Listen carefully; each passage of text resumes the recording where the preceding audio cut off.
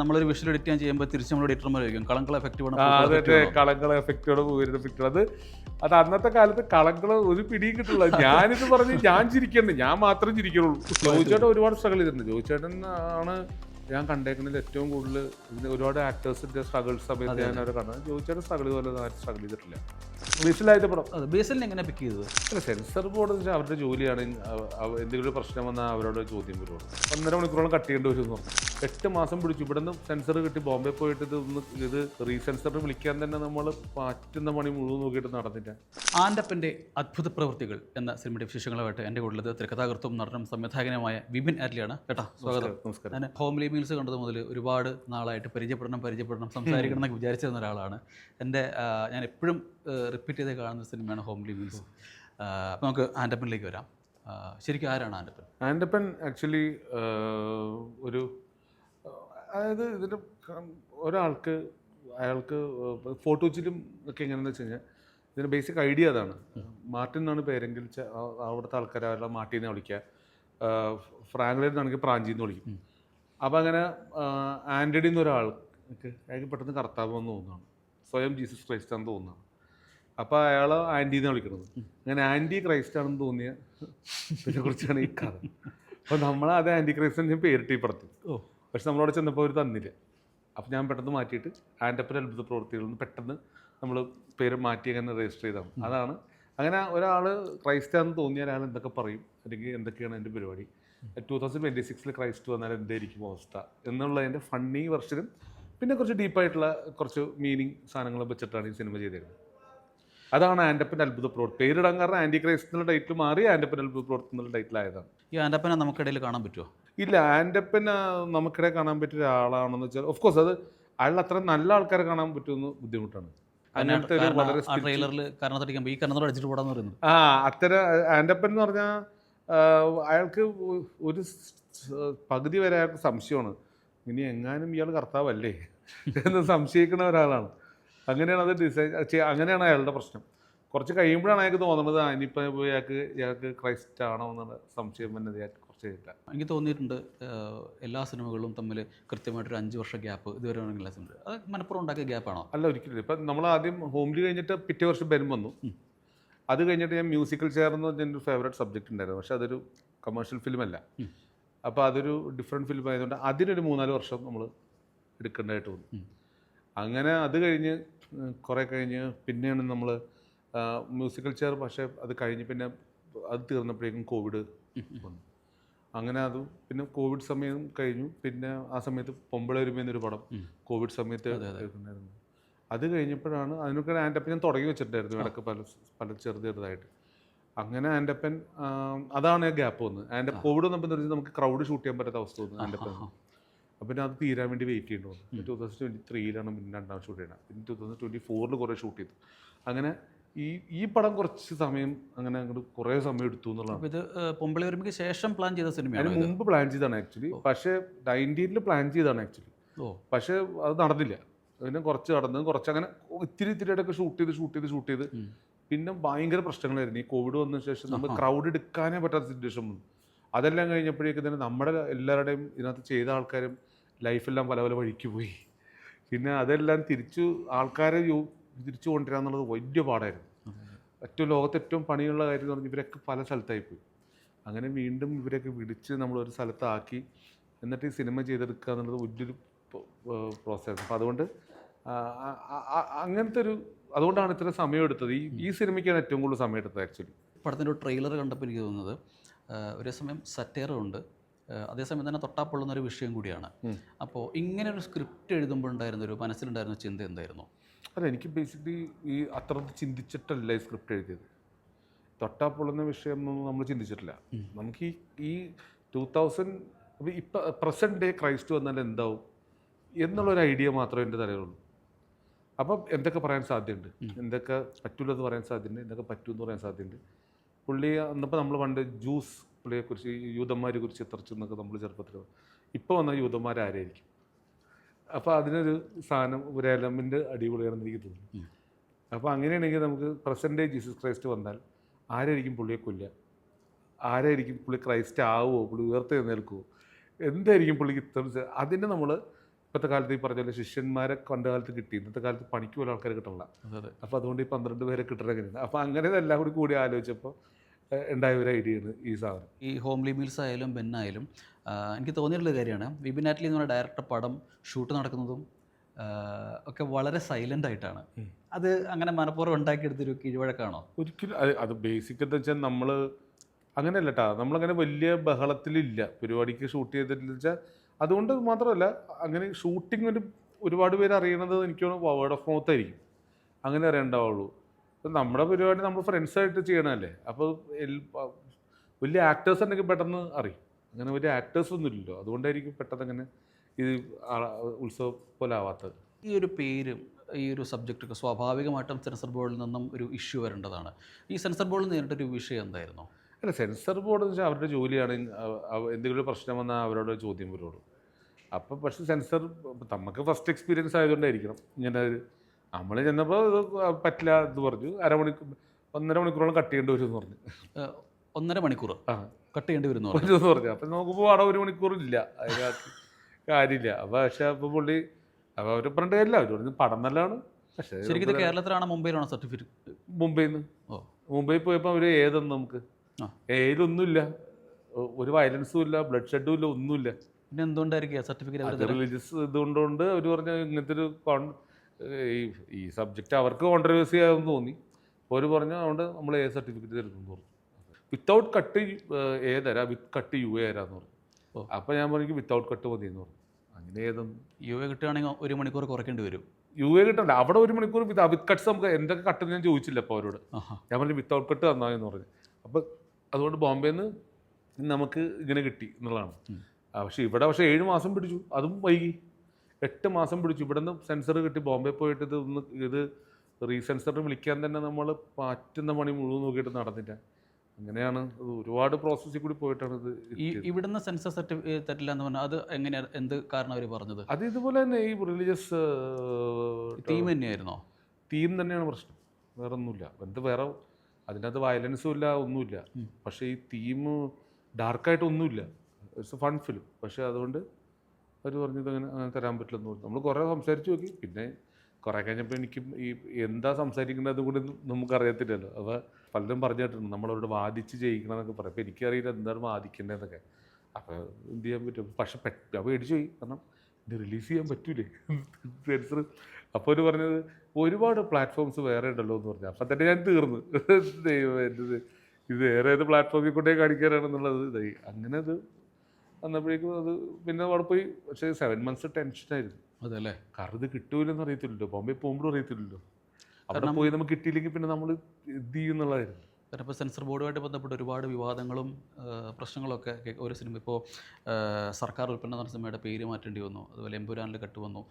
സി5 സത്യരജ് എന്ന് പറഞ്ഞ സിനിമ പിൻവലിക്കേണ്ടി വന്നു. അത്രയും സംഭവങ്ങളൊക്കെ ഇതിൻ്റെ കൂടെ ശ്രദ്ധിച്ചിരുന്നോ?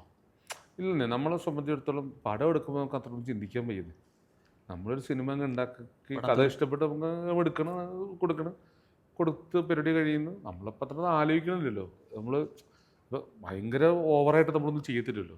നമുക്കൊരു സിനിമയാണ്, കുട്ടികൾക്ക് ഉൾപ്പെടെ കാണേണ്ടതാണ് എന്നുള്ളൊരു സെൻസിലാണ് നമ്മൾ എടുക്കുന്നത്. എല്ലാവർക്കും ഇഷ്ടപ്പെടണം, അങ്ങനെ ഒരു തിയേറ്ററിക്കൽ സിനിമയായിട്ടാണ് എടുത്തത്. അപ്പോൾ നമ്മളൊരിക്കലും ഒരു ഡാർക്കർ സ്ഥലത്തോട്ടൊന്നും പോയിട്ടില്ല. പക്ഷെ അത് അത്രയും ചെറിയ സാധനം പോലും പറ്റൂല എന്നുള്ളൊരു പ്രശ്നമാണ്. എന്നാൽ അത് ഭയങ്കര ഡാർക്കറാണെന്ന് വെച്ചാൽ എനിക്കത് പറയാൻ കിട്ടില്ല പറഞ്ഞു കഴിഞ്ഞാൽ. ഞാനിപ്പോൾ ട്രെയിലർ കണ്ടപ്പോൾ ശ്രദ്ധിച്ച ഒരു സീനാണ് യേശുവിൻ്റെ അന്ത്യത്താഴമായിട്ട് ബന്ധപ്പെട്ട റെഫറൻസ് സീന് ആ സിനിമയിലുണ്ട്. അങ്ങനൊരു സീന് ഉൾക്കൊള്ളിക്കുമ്പോൾ തോന്നിയ ഒരു ടെൻഷനോ അങ്ങനെ എന്തെങ്കിലും ഉണ്ടായിരുന്നു? അത് ഫസ്റ്റ് ലുക്ക് പോസ്റ്ററായിട്ട് ഇറക്കിയിരുന്നു അല്ലേ? അപ്പോൾ ആ സമയത്ത് ഈ ഫസ്റ്റ് ലുക്ക് പോസ്റ്റർ അത് ഞങ്ങൾ അങ്ങനെ സീനുണ്ട് പടത്തിൽ. അപ്പോൾ അത് ചെയ്തപ്പോൾ first look poster idea costume Sunil George പറഞ്ഞു എൻ്റെ അടുത്ത് അത് ഫസ്റ്റ് ലുക്ക് അടിക്കാം, അടിപൊളി ഇരിക്കുന്നു പറഞ്ഞ് അടിച്ചു. അപ്പോൾ അത് കഴിഞ്ഞപ്പോഴാണ് നമുക്കറിയാം ഇത് പ്രശ്നമാകുന്നത്. അപ്പോൾ നമുക്ക് ആ സമയത്ത് അറിയത്തില്ല. അത് കഴിഞ്ഞത് എടുത്ത് കഴിഞ്ഞ് പിന്നെ അത് കഴിഞ്ഞിട്ടാണ് ആൾക്കാർ ഇത് അപ്പോഴാണ് മനസ്സിലാവുന്നത് ഇതിനകത്ത് കോൺട്രവേഴ്സി ഉണ്ടല്ലോ. അതുവരെ നമ്മളത് ആലോചിക്കില്ല. അപ്പോൾ അത് കഴിഞ്ഞ് പിന്നെ ബഹളം ഉണ്ടായി. പിന്നെ അത് കഴിഞ്ഞപ്പം എല്ലാവർക്കും ഇനി ബഹളം. പിന്നെ അടുത്ത പ്രശ്നം എന്താണ്, ഇപ്പം നമ്മൾ ഡിസ്ട്രിബ്യൂട്ടേഴ്സിനെ കണ്ടപ്പോൾ ഇനി നിങ്ങളൊന്ന് ബഹളം ആക്കുന്നത് നമുക്ക് ഉത്തരവാദിത്തമായി. ഞാൻ നോക്കിയിട്ട് ഇനിയിപ്പോൾ ബഹളമാക്കാൻ എന്ത് ചെയ്യാനാണ്? നമുക്ക് ഓൾറെഡി നമ്മളങ്ങനെ മനഃപൂർവ്വം ബഹളമാക്കിയതല്ല, നമ്മൾ വിചാരിക്കാതെ ആൾക്കാർ ബഹളം ഉണ്ടാക്കിയത്. പിന്നെ ബഹളം ഉണ്ടാക്കണം എന്നൊരു ഉത്തരവാദിത്തമായി പോയി അവർ പറഞ്ഞിട്ട്. അപ്പോൾ ഞാൻ വിചാരിച്ചത് അത് നടക്കൂല. അപ്പോൾ അങ്ങനെ നമ്മൾ പിന്നെ ഞാൻ വെച്ചാൽ പടമായിട്ടിരിക്കട്ടെ എന്നിട്ട് പിന്നെ ഈ പറഞ്ഞ പോലെ ലാസപ്പുറം എടുത്തപ്പോഴൊന്നും നമുക്ക് എന്താ ടെൻഷനുള്ള അതിനകത്ത് ടെൻഷൻ അടിക്കാനുള്ള ഒന്നുമില്ലല്ലോ. ഒന്നാമത്തെ കാര്യം അതിൻ്റെ നമ്മൾ ഈ മോശമായിട്ടൊന്നും കാണിക്കണമില്ല. പിന്നെ അവിടെ കള്ളൊന്നുമല്ല വെച്ചേക്കണത്, ചായയാണ്. അപ്പോൾ അതിനകത്ത് എന്താ ഇത്ര ടെൻഷൻ അടിക്കാനുള്ള ഒന്നും അതിനകത്ത് ഉണ്ടായില്ല. ആ സീനിൽ അങ്ങനത്തെ പ്രശ്നമൊന്നുമില്ല. ആ പോസ്റ്റർ പിന്നെ പിൻവലിക്കേണ്ടി വന്നിരുന്നോ? പോസ്റ്റർ പിൻവലിക്കണം എന്ന് പറഞ്ഞാൽ ഈ ഫ്രെഡീനെ കൂട്ടാനെ വിളിച്ചിട്ടുണ്ടെങ്കിൽ നമ്മൾ പിൻവലിക്കേണ്ട ആവശ്യം എന്താണല്ലോ അതിനകത്ത്? അത്ര വലിയൊരു സീരിയസ് ഇഷ്യൂ ഒന്നുമില്ലല്ലോ. ആ സമയത്ത് ഭയങ്കര പ്രശ്നമൊക്കെ ഉണ്ടാക്കിയിരുന്നു. പക്ഷെ പിന്നീട് അത് ഒരു രണ്ടാമത് നമ്മൾ പോസ്റ്റർ അടിച്ചിട്ടൊന്നും വലിയ പ്രശ്നം ഉണ്ടായില്ല. ആദ്യം ആ സമയത്ത് മാത്രം ഉണ്ടായിരുന്നുള്ളൂ. പിന്നെ എനിക്ക് തോന്നുന്നത് ആൾക്കാർ കോവിഡ് കഴിഞ്ഞു, അത് കോവിഡിന് നടുക്ക വെച്ചാൽ നമ്മൾ റിലീസ് ചെയ്തത്. അത് കഴിഞ്ഞിട്ട് എനിക്ക് തോന്നുന്നു ആൾക്കാർ കുറേ കൂടി സിനിമകളൊക്കെ കണ്ടപ്പോഴത്തേക്ക് അതൊക്കെ ഒരു നോർമലൈസ് ചെയ്തെന്ന് തോന്നണം. ആ സമയത്ത് പക്ഷെ അങ്ങനെ ടെൻഷനൊന്നും ഉണ്ടായിരുന്നില്ല അല്ലേ? ടെൻഷനൊന്നും ഉണ്ടായിരുന്നില്ല. നമ്മളിപ്പോൾ പൊതുവെ നമ്മൾ പ്രതീക്ഷിച്ചില്ല, ഒരിക്കലും നമ്മൾ അറിയുന്നില്ലല്ലോ ഇത്ര. അപ്പോൾ അപ്പോൾ എല്ലാവരും കണ്ടു, എല്ലാവരും അറിയുന്നു, എല്ലാവരും അപ്പോൾ നമ്മളത് ജസ്റ്റ് ഒന്ന് റിലീസ് ചെയ്തുള്ളൂ. അപ്പോൾ വേറെ ആൾക്കാർ നമുക്ക് അയച്ചു തരുന്നു. അപ്പം ആൾക്കാരിലേക്ക് എത്തിയല്ല എന്ന് ആലോചിച്ചതല്ലാണ്ട് വേറെ ഒന്നും ആലോചിച്ചില്ല.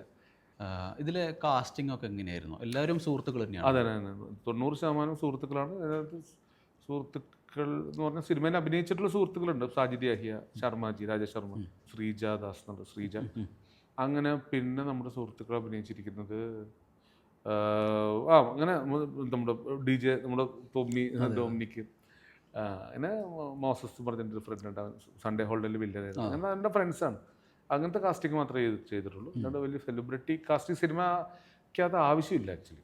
കാരണം അങ്ങനെ ഒരു ആ ഡയലോഗ്സും ആ ക്യാരക്ടേഴ്സിനും പറ്റുന്ന രീതിയിലുള്ള ആൾക്കാരെ കണ്ട് അവരുടെ വായിക്കാത്ത ഡയലോഗ് പറഞ്ഞ് ഏക്കും അല്ലെങ്കിൽ ഫിറ്റ്നാവെന്ന് പറയുന്ന ആൾക്കാർ മാത്രമേ ഉള്ളൂ.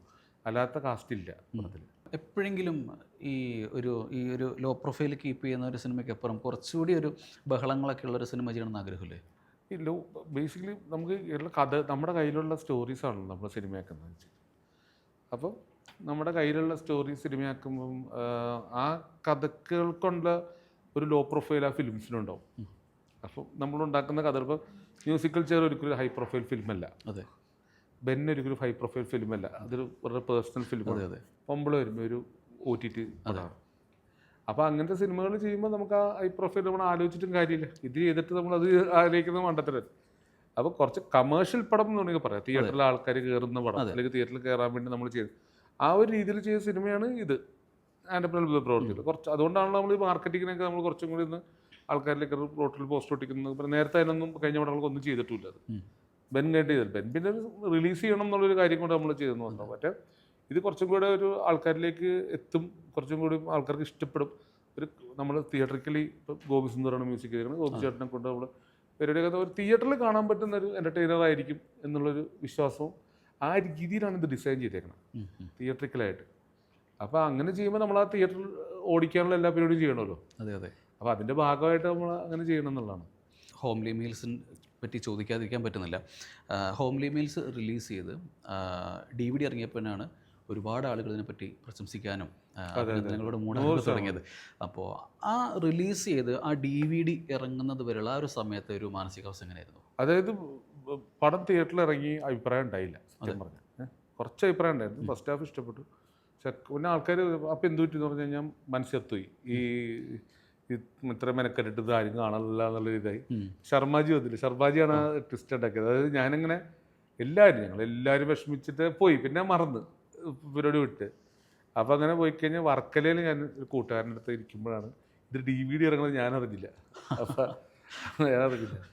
അപ്പം അങ്ങനെ ഇരിക്കുന്ന സമയത്താണ് എന്നോട് ശർമാജി വിളിച്ച് പറഞ്ഞത്, മറിഞ്ഞ പടം ആൾക്കാർ കണ്ടു തുടങ്ങി, ഭയങ്കര അഭിപ്രായം ആണോ. അപ്പം നമ്മൾ ആക്ച്വലി അത് മറന്നങ്ങോട്ട് പോയി. ആ പടം നമ്മൾ 4-5 മാസം കഴിഞ്ഞിട്ടാണ് ഇറങ്ങണത്. അപ്പോഴാണ് നമ്മളറിയണോ DVD ഇറങ്ങിയോ പടവും ആൾക്കാർക്ക് ഇഷ്ടപ്പെട്ടിട്ടുണ്ടെന്ന്. നമ്മൾ പിന്നെയാണ് ആ സമയത്ത് നമ്മൾ ആഗ്രഹിച്ച് നിൽക്കുന്ന സമയമില്ലേ, ആ സമയത്ത് ഒന്നും കിട്ടിയില്ല. അതുകൊണ്ട് പിന്നെ അത് കഴിഞ്ഞപ്പോഴേക്ക് ഞാൻ ബെൻ തുടങ്ങിപ്പോയി. അപ്പോൾ പിന്നെ നമ്മൾ മറ്റേലായിപ്പോയി. അപ്പോൾ നമുക്ക് ആ ഒരു ഹൈ കിട്ടിയില്ല. അപ്പം ഇപ്പോഴാണ് ആ പടം അത് കഴിഞ്ഞിട്ടാണ് ഈ വൈൻ പോലെ പവർ കൂടുക എന്ന് പറഞ്ഞ പോലെ പിന്നീടാണ് ആ സിനിമ ആൾക്കാർക്ക് റിലേറ്റ് ചെയ്തത്. ആ സമയത്ത് തിയേറ്ററിൽ ഇറങ്ങിയതും അതിനകത്ത് റിവ്യൂസ് ഒക്കെ മോശം പടമായിരുന്നു. ഒരു ഭയങ്കര മോശം റിവ്യൂസ് ആയിരുന്നു ആ പടത്തിന്. അപ്പോൾ എനിക്ക് പിന്നീടാണ് ആൾക്കാർ നല്ലതാണെന്ന് പറയണത്. ഇന്ന് പല റിവ്യൂസ് വന്ന് ഭയങ്കര മോശമാണ് പറഞ്ഞിരുന്നത് ആ പടത്തെക്കുറിച്ച്, എഴുത്തിൽ വന്നതൊക്കെ. അപ്പോൾ അത് എന്ത് പറയാൻ പറ്റും, പിന്നീട് അപ്പോൾ അതിനൊക്കെ എന്താ ലോജിക് എന്ന് വെച്ചാൽ നമുക്കറിയില്ല. അന്ന് ഇഷ്ടപ്പെട്ടില്ല, പിന്നീട് ഇഷ്ടപ്പെടുന്നു. ശരിക്കും സ്പൂഫ് പടങ്ങൾ മലയാളത്തിൽ വരുന്നതിന് മുമ്പ് ശരിക്കും ഒരു റെവല്യൂഷൻ എന്നൊക്കെ പറയുന്ന രീതിയിൽ പിന്നീട് അത് എന്താ പറയുക, വാഴ്ത്തപ്പെട്ടൊരു സിനിമ ആണ്. അതൊരു അല്ല, എനിക്ക് നമ്മളിപ്പം ആ സിനിമ ചെയ്ത സമയത്ത് ഇത് തിയേറ്റർ റണ്ണിനുള്ള എല്ലാ സാധനങ്ങളും ഉണ്ടായിരുന്നു, അത് എല്ലാ ഐറ്റവും ഉണ്ടായിരുന്നു. പക്ഷെ അന്നത്തെ ഏതൊക്കെ പടങ്ങളുണ്ടായിരുന്നു ആ സമയത്ത്, അപ്പോൾ അത് മുങ്ങിപ്പോയി. ശരിക്കും ഇപ്പോൾ ഒരു കാലത്തിന് മുന്നേ സഞ്ചരിച്ചൊരു സിനിമ എന്നൊക്കെ, കാരണം ഇപ്പോൾ തിയേറ്ററിൽ ഓടാത്ത സിനിമകൾ OTT വന്ന നല്ല ചിലപ്പോൾ അങ്ങനെ ആയിരിക്കാം ഈ ചില സിനിമ. അപ്പോൾ DVD ആയിരുന്നു, OTT DVD ആയിരുന്നു, OTT. പിന്നെ നമ്മുടെ പൈറസി ഉണ്ടായിരുന്നു, അങ്ങനെ കണ്ട ആൾക്കാർക്ക് ഇഷ്ടപ്പെട്ടിരുന്നു. പക്ഷേ ഈ പറഞ്ഞ പോലെ ഇതിനൊരു ആൻസർ ഒന്നുമില്ല. നമ്മൾ ആ ചെയ്യാന്ന് മാത്രമേ പറ്റുള്ളൂ നമുക്ക്. ബാക്കിയൊക്കെ ഒരു സിനിമ നമ്മൾ അതിൻ്റെ വിധിയാണെന്ന് വിചാരിക്കാമെന്ന് മാത്രമേ ഉള്ളൂ. അങ്ങനത്തെ ഒരു ബെൻ്റെ എടുത്തപ്പോഴും അങ്ങനെ ആയിരുന്നു. ബെൻറ്റും കാര്യമായിട്ട് തിയേറ്ററിൽ ഓടിയൊന്നുമില്ല ഇപ്പം. പിന്നെ പക്ഷെ നമുക്ക് അതിൻ്റെ പിറ്റേ വർഷം സ്റ്റേറ്റ് അവാർഡും 2 സ്റ്റേറ്റ് അവാർഡും നാഷണൽ അവാർഡും കിട്ടി. പുറത്തൊക്കെ പോയി ഇൻ്റർനാഷണൽ അവാർഡ്സ് കിട്ടിയപ്പോഴാണ് ഓക്കെ, അപ്പോഴാണ് ആൾക്കാർ റെക്കഗ്നൈസ് ചെയ്യുന്നത്. അപ്പോൾ പക്ഷെ അത് ഒരു തിയേറ്ററിക്കൽ പടമല്ല, ബെന്നൊരു തിയേറ്ററിക്കൽ പടമല്ല. ഓംനി വീൽസിൻ്റെ കാര്യത്തിൽ തിയേറ്ററിക്കലായിരുന്നു. അപ്പോൾ എനിക്ക് തോന്നുന്നു അന്നത്തെ കാലത്ത് ഈ എല്ലാം ഫ്രഷ് ഫേസസ് ആയതുകൊണ്ടും ഈ അങ്ങനത്തെ കോമഡി ഒന്നും അന്നത്തെ കാലത്ത് കത്തിയില്ല. എന്നോട് പലരും തമാശയായിട്ടാണ് ഉദ്ദേശിച്ചത് ചോദിച്ചിട്ടുണ്ട്. കാരണം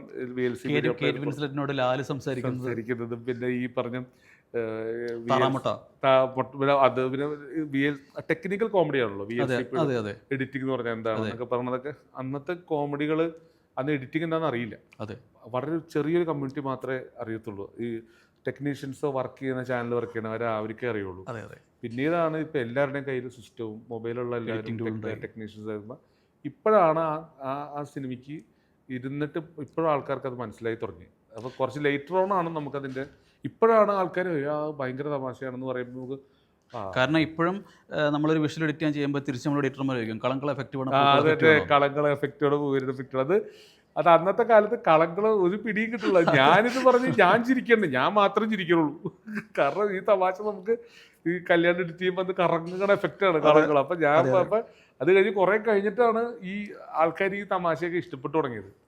അപ്പോൾ അതുകൊണ്ട് ലേറ്റാലാണ് നമുക്കത് കിട്ടിയത്. അതിലെനിക്ക് വളരെ ശ്രദ്ധേയമായിട്ടൊരു സീൻ തോന്നുന്നു. ഈ താറാമുട്ടയുടെ കാര്യം പറയുമ്പോൾ അവന് താറാമുട്ടയുടെ തോട് വിളിച്ചു കൊടുക്കാൻ പോലും അവന് കുട്ടിക്കാലത്ത് ആരും ഉണ്ടായിരുന്നില്ല എന്ന് പറഞ്ഞു.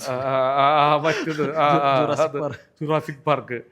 എനിക്ക് അതുപോലെ മറ്റേ പേര് അമീർ ഖാൻ മലപ്പുറത്താണ് വീട്. എനിക്ക് ഭയങ്കര ഇഷ്ടമുള്ള ജോക്സാണ്. അപ്പം അങ്ങനെ. പക്ഷെ അന്നൊന്നും ഇത് പലർക്കും ഇത് തമാശയാണോ സീരിയസ് ആണോ ഒന്നും മനസ്സിലാവാത്ത പോലെ ഒരവസ്ഥ ഉണ്ടായിരുന്നു. അത് കണ്ടിരുന്നു. ആൾക്കാർക്ക് അന്ന് റിലേറ്റ് ചെയ്യാൻ പറ്റിയില്ല. ഒരു 90% ഓഡിയൻസിന് റിലേറ്റ് ചെയ്യാൻ പറ്റിയില്ല. പിന്നീടാണ് റിലേറ്റ് ചെയ്തത്. സോ അതുകൊണ്ട് ഞാൻ പറഞ്ഞ ഈ പക്ഷെ എന്നാലും ഒരു ഗുണം എന്ന് വെച്ചാൽ ആ സിനിമ ഇപ്പോഴും ആൾക്കാർ ഓർക്കുന്നു. അന്ന് റിലേറ്റ് ചെയ്ത പല സിനിമകളും ഇപ്പോൾ ഓർക്കുന്നില്ല. അപ്പോൾ നമ്മളെ സംബന്ധിച്ചിടത്തോളം ലോങ് റൺ എന്തെങ്കിലും കിട്ടുന്നു എന്നുള്ളതാണ് ഇമ്പോർട്ടൻറ്റ്. ഉപകാരമായി എന്ന് പറഞ്ഞാൽ അതിനപ്പുറത്തേക്ക് ചില സാധനങ്ങൾ ലോങ് റണ്ണിൽ ഇഷ്ടപ്പെടുന്നതും നമുക്ക് അപ്പം കിട്ടുന്നത് അപ്പം തീരുന്നതിനേക്കാൾ നല്ലതാണ്. കുറച്ച് കാലം ആ സിനിമ ഓർത്തിരിക്കുക എന്നുള്ളത് നമുക്ക് കിട്ടും. അതിൽ ഭയങ്കര ഓടിയ പടങ്ങളായിരിക്കാം, പക്ഷെ നമ്മൾ ആ ഒരു ടൈമിന് ശേഷം ചിലപ്പോൾ നമ്മൾ മറന്നു വന്നിരിക്കും. ഹോംലി വീൽസിന് അങ്ങനെയല്ല കിട്ടിയത്, ഇത്രയും വർഷം അതിന് കിട്ടിയെന്നുള്ളതാണ് എൻ്റെ ഒരു. ജോജു ജോർജ്, ബേസിൽ, ഇവർക്കൊക്കെ കുറച്ചൊരു സ്ക്രീൻ സ്പേസ് ഉള്ള ഒരു സിനിമ. ബേസിലിൻ്റെ ആദ്യത്തെ സിനിമയാണെന്ന്. ബേസിലാദ്യത്തെ പടം. ബേസിലിനെ എങ്ങനെ പിക്ക് ചെയ്തത്? ബേസിലിനെ അനൂപേട്ടനെ പിക്ക് ചെയ്തത്. ഡയറക്ടർ അനൂപേട്ടനാണ് പിക്ക് ചെയ്തത്. അപ്പം നമ്മൾ ആദ്യം ഞാൻ കഥ എഴുതിയപ്പം ആ എഡിറ്ററിൻ്റെ പേര് ബേസിൽ. നമ്മുടെ ജീവൻ ടി വിയിൽ ഒരു ബേസിലുണ്ടായിരുന്നു എഡിറ്റർ. നമ്മൾ ജീവൻ ടി വിയിൽ വർക്ക് ചെയ്തല്ലേ. അപ്പം ഞാൻ എന്താ വെച്ചാൽ ആദ്യം ബേസിലിനെ പൊട്ട ബേസിലിനെ വിളിച്ചിരുന്നത്. അപ്പം ഞാൻ അതുപോലെ തന്നെ പേര് എഴുതി വെച്ചു ക്യാരക്ടർ. അവസാനം ഇവൻ അസിസ്റ്റൻ്റ് വന്നു. അപ്പോഴത്തേക്ക് അനൂപേട്ടൻ പറഞ്ഞു ഇതാണ് ബേസിൽ എന്ന് പറഞ്ഞു. അപ്പോൾ ഇതിൻ്റെ പേര് ഇതാ ബേസിൽ. അപ്പോൾ ബേസിൽ അപ്പോൾ ഞാൻ നോക്കുമ്പോൾ ഓക്കെ സെയിം ക്യാരക്ടറിൻ്റെ പേര്. ഞാൻ അത്ഭുതപ്പെട്ടു ഇതെങ്ങനെ വന്നത്. അത് വന്ന പിന്നെ ബേസിൽ വളരെ ഫ്രണ്ട്ലി ആയിരുന്നു ഞങ്ങൾ. അപ്പോൾ അത് ജോയിച്ചേട്ടൻ പക്ഷേ അതിന് മുമ്പ് പടങ്ങൾ ചെയ്തിട്ടുണ്ടായിരുന്നു. പിന്നെ ജോയിച്ചേട്ടൻ ഒത്തിരി പടങ്ങൾ ചെയ്തിട്ടുണ്ടായിരുന്നു. ജോയിച്ചേട്ടനാണ് എന്നെ അനൂപേട്ടനെ പരിചയപ്പെടുത്തുന്നത്. ജോയിച്ചേട്ടൻ വഴിയാണ് ഞാൻ അനൂപേട്ടനെ പരിചയപ്പെടുത്തുന്നതും ജോയിച്ചേട്ടൻ വഴിയാണ് ഞാൻ ഹോം വീൽസ് ചെയ്യണതും. ഈ പടത്തിൻ്റെ പ്രൊഡ്യൂസർ ഫ്രെഡിയെ പരിചയപ്പെടുത്തുന്നത് ജോയിച്ചേട്ടൻ തന്നെ. ഞാനും ജോയിച്ചേട്ടൻ വളരെ വർഷങ്ങളായിട്ടുള്ള കൂട്ടുകാരാണ്. ജോയിച്ചേട്ടൻ വഴിയാണ് ഞാൻ ഈ ഇൻഡസ്ട്രിയിലോട്ട് വരുന്നത് തന്നെ. അത് ശരി. ജോജു ജോർജും ബേസിലും ഇപ്പോൾ പാൻ ഇന്ത്യയിൽ അറിയപ്പെടുന്ന ആക്ടേഴ്സാണ്. അവരുടെ ഒരു വളർച്ചയിൽ എങ്ങനെ? എനിക്ക് ജോയിച്ചേട്ടന് ബേസിലിനൊക്കെ മുമ്പ് ജോയിച്ചേട്ടനോട് വർഷങ്ങളായിട്ട് എനിക്ക് ബന്ധമുണ്ട്. അന്ന് ചോദിച്ചിട്ട് സ്ട്രഗിൾ ചെയ്യുന്ന ഞാൻ മുമ്പിൽ കണ്ടുകൊണ്ടിരിക്കുന്നത്. കാരണം കഴിഞ്ഞ ദിവസം ജോജു പറഞ്ഞിരുന്നു പുള്ളി വില്യേട്ടൻ സിനിമയുടെ ഷൂട്ടിങ് സെറ്റിന് പുറത്തുനിന്ന് ദൂരെ നിന്ന് കണ്ടു തന്നെ. ഇന്ന് അതേ സംവിധായകൻ്റെ പടത്തിൽ ജോയിച്ചേട്ടൻ ഒരുപാട് സ്ട്രഗിൾ ചെയ്തിട്ടുണ്ട്. ജോയിച്ചേട്ടൻ ആണ് ഞാൻ കണ്ടേക്കുന്നതിൽ ഏറ്റവും കൂടുതൽ ഒരുപാട് ആക്ടേഴ്സിൻ്റെ സ്ട്രഗിൾസ് സമയത്ത് ഞാൻ അവരെ കണ്ടത്. ജോയിച്ചേട്ടൻ സ്ട്രഗിൾ പോലെ ആരും സ്ട്രഗിൾ ചെയ്തിട്ടില്ല, അതുപോലെ കഷ്ടപ്പെട്ടിട്ടുണ്ട്. അപ്പം ജോയിച്ചേട്ടൻ്റെ സക്സസ് ഭയങ്കര സക്സസ്സാണ്, ഒന്നും പറയാനില്ല. അതുപോലെ ബേസിലിൻ്റെ സക്സസ് എന്ന് പറഞ്ഞാൽ ബേസിൽ ഡയറക്ടർ എന്നാണ് എനിക്ക് ആദ്യം ഇവൻ അഭിനയിക്കുന്നത് എനിക്കറിയില്ലായിരുന്നു.